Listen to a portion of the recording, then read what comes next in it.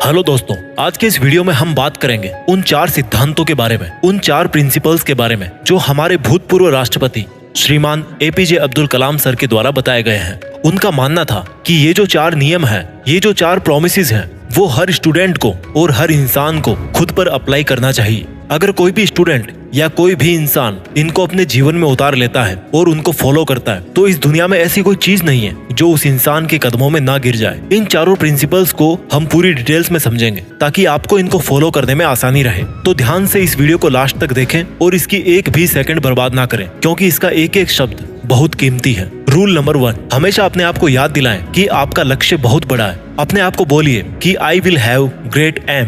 दोस्तों, सन 1958 की बात है। डॉक्टर एपीजे अब्दुल कलाम एक पायलट बनना चाहते थे।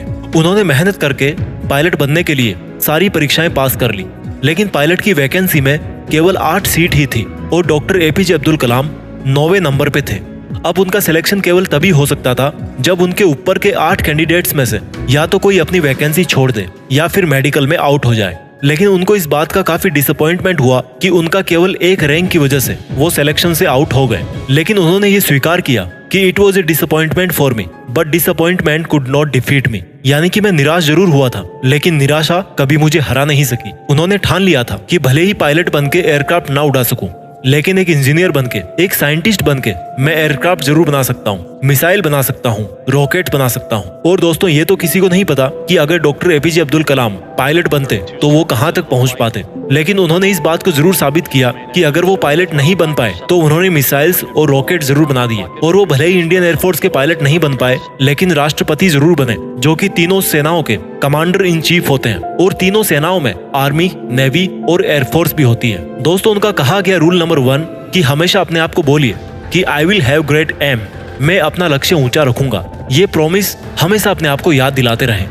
रूल नंबर 2, दोस्तों, रूल नंबर 1 के बाद में बात करते हैं रूल नंबर 2 की। रूल नंबर 2 है हमेशा अपने आप से बोलिए कि I will continuously acquire knowledge, यानी कि मैं हमेशा लगातार ज्ञान हासिल करता रहूंगा। दोस्तों, अब उनके इस दूसरे रूल को हम उन्हीं की जीवनी से समझते हैं। डॉक्टर एपीजे अब्दुल कलाम को मिसाइल मैन के नाम से भी जाना जाता है। वो एक इंजीनियर थे, एक वैज्ञानिक थे। उन्होंने बहुत सारे मिशंस को लीड किया और सक्सेसफुल भी रहे। उन्होंने पद्म भूषण, पद्म विभूषण और भारत रत्न जैसे हाईएस्ट सिविलियन अवार्ड जीते। वो भारत के 11वें राष्ट्रपति भी बने। लेकिन इसके बावजूद भी उन्होंने ये माना कि वो अपने आप को एक टीचर समझते हैं, वो अपने आप को एक अध्यापक समझते हैं। और उनको सबसे ज्यादा खुशी तब मिलती है जब उनका कोई स्टूडेंट PhD पूरी कर लेता है। यानी कि उनकी लाइफ में अगर सबसे ज्यादा जरूरी कोई चीज थी तो वो थी education, knowledge.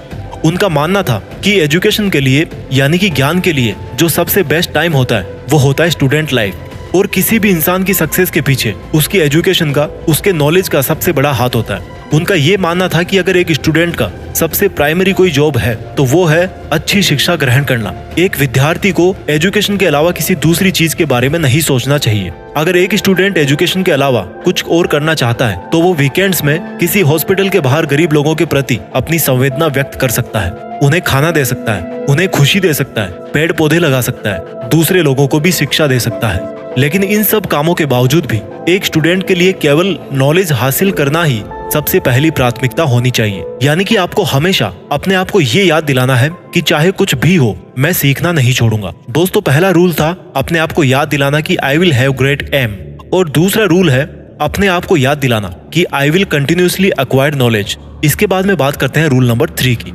Rule number 3, doctor APJ Abdul Kalam का तीसरा नियम था कि अपने आप से हमेशा ये प्रॉमिस करें कि मैं हमेशा हार्ड वर्क करता रहूंगा, यानी कि I will do hard work. दोस्तों, 1973 की बात है। विक्रम साराभाई अंतरिक्ष केंद्र के चेयरमैन प्रोफेसर सतीश धवन ने डॉक्टर एपीजे अब्दुल कलाम से कहा कि हमें एक सैटेलाइट लॉन्च व्हीकल बनाना है, यानी कि एक ऐसा रॉकेट जिसमें हम सैटेलाइट रख करके उसको अंतरिक्ष में भेज सकें। डॉक्टर एपीजे अब्दुल कलाम ने इस काम को पूरी जिम्मेदारी के साथ स्वीकार किया। वो इस प्रोजेक्ट और मिशन के डायरेक्टर थे, यानी कि पूरी टीम को उनके नीचे काम करना था। उनके नीचे 1000 से भी ज्यादा दूसरे इंजीनियर थे और करीब 10,000 वर्कर थे। इनके अलावा भी ऐसे बहुत सारे लोग थे जो इनडायरेक्टली इस मिशन से जुड़े हुए थे। इतनी बड़ी टीम को 6 साल का वक्त लगा प्रोजेक्ट शुरू करने से लेकर लॉन्च के दिन तक। 17 अगस्त 1979 इस तारीख को सैटेलाइट लॉन्चर का टेस्ट होना था।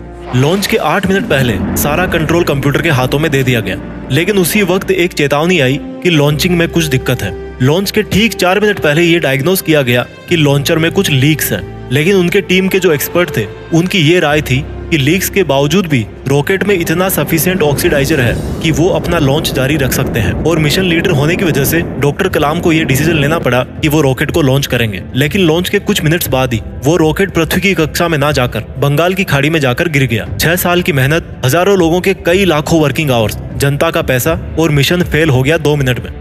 लेकिन जैसा कि डॉक्टर एपीजे अब्दुल कलाम रूल नंबर 3 में बताते हैं कि हमेशा अपने आप को याद दिलाते रहें कि आप कड़ी मेहनत करते रहेंगे। ठीक उसी नियम का अनुसरण करके डॉक्टर कलाम ने अपनी टीम के साथ 1 साल और कड़ी मेहनत करी और प्रोजेक्ट के शुरू होने के 7 साल बाद आखिरकार उन्होंने साबित करके दिखाया कि कड़ी मेहनत आपकी असफलता को सफलता में बदल सकती है। यानी कि दोस्तों, हमेशा अपने आप से कहते रहें कि I will do hard work. 4 rules में से 3 रूल्स हमने समझ लिए। रूल नंबर 1 था हमेशा अपने आप से कहें कि I will have great aim. Rule number 2, हमेशा अपने आप को याद दिलाएं कि I will continuously acquire knowledge. और रूल नंबर 3 है I will do hard work. अब बात करते हैं रूल नंबर 4 की। रूल नंबर 4, दोस्तों, जो कहानी मैंने आपको रूल नंबर 3 में बताई, जिसमें 7 साल बाद जाकर मिशन सफल हुआ, वहीं से निकल के आता है रूल नंबर 4, यानी कि हमेशा अपने आप को ये याद दिलाते रहें कि आई विल प्रिजर्वेयर एंड सक्सीड। प्रिजर्वेयर का मतलब है लगातार काम करना, चाहे कितनी भी मुसीबत आए, कॉन्स्टेंटली आगे बढ़ते रहना, अपने शब्दों पे और अपने वचनों पे कायम रहना। किसी में इतनी हिम्मत ना हो कि आपके हौसलों को कम कर सके। हम में से ऐसे बहुत सारे लोग हैं जिनकी आंखों में कुछ सपना है, जो कुछ करना चाहते हैं, वो काम करना शुरू करते हैं अपने सपनों पर, लेकिन समय बीतने के साथ साथ उनकी विल पावर कम होती जाती है। दोस्तों, आपको किसी भी कीमत पे अपने हौसलों को नहीं टूटने देना है। डॉक्टर एपीजे अब्दुल कलाम का मानना था कि आप तब तक अपनी जिद मत छोड़िए जब तक आप अपने लक्ष्य तक नहीं पहुंच जाते। और आपका लक्ष्य है आपकी यूनिकनेस, आपका सबसे अलग होना, आपकी पहचान सबसे अलग होना। और आपके इस यूनिक बनने के सफर में आपकी मुसीबतों का सबसे अहम रोल होता है। अगर आपने अपनी मुसीबतों से डरना छोड़ दिया, उन पर से ध्यान हटाकर उनके हल के बारे में सोचना शुरू कर दिया और उस पर काम करना शुरू कर दिया, तो आप किसी ना किसी दिन इस दुनिया में सफल जरूर हो जाओगे। दोस्तों, इस वीडियो के लास्ट में मैं इन चारों रूल्स को रिवाइज कर देता हूँ। रूल नंबर 1, अपने आप को याद दिलाएं कि आपके पास में एक बहुत बड़ा सपना है। You must have a big dream. Rule number 2, अपने आप को हमेशा याद दिलाएं कि आपको कभी सीखना नहीं छोड़ना है। Means you must continuously acquire knowledge. Rule number 3, कड़ी मेहनत करें, मेहनत में कोई कमी ना छोड़ें। और रूल नंबर 4, उस मेहनत को लगातार करते रहें। और ऐसा अगर आप करते रहोगे तो आप एक दिन जरूर सफल हो जाओगे। दोस्तों, आज हमारे बीच में मिसाइल मैन, इंजीनियर, वैज्ञानिक और भूतपूर्व राष्ट्रपति डॉक्टर एपीजे अब्दुल कलाम सर नहीं है। जैसा कि उन्होंने बताया था कि वो अपने आप को एक अध्यापक ही समझते थे। उन्होंने अपनी आखिरी सांस भी Indian institute of management Shillong के स्टूडेंट्स को एक लेक्चर देते हुए ली, जिस लेक्चर का टॉपिक था creating a livable planet earth. वो 4000 वर्ड्स का उनका लेक्चर अनफिनिश्ड ही रहा। मानो उनका कहना ये था जाते जाते कि वापस फिर आऊंगा लौट के। लेकिन प्रकृति के नियम को कौन बदल सकता है। आइए आज हम एक शपथ लें कि जो रास्ता हमारे डॉक्टर एपीजे अब्दुल कलाम सर ने हमें दिखाया, उस पर हम लगातार आगे बढ़ते रहें और अपने वचनों पे कायम रहें और अनंत समय तक डॉक्टर एपीजे अब्दुल कलाम सर को हमारे खुद के अंदर जिंदा रखें और पूरी दुनिया को दिखा दें कि हिंदुस्तान से बेहतर कोई दूसरा देश नहीं हो सकता। अपने सपनों का पूरी रफ्तार के साथ पीछा करते रहिए और देश में खुद के साथ साथ दुनिया में देश का नाम भी कीजिए। जय हिंद, वंदे मातरम।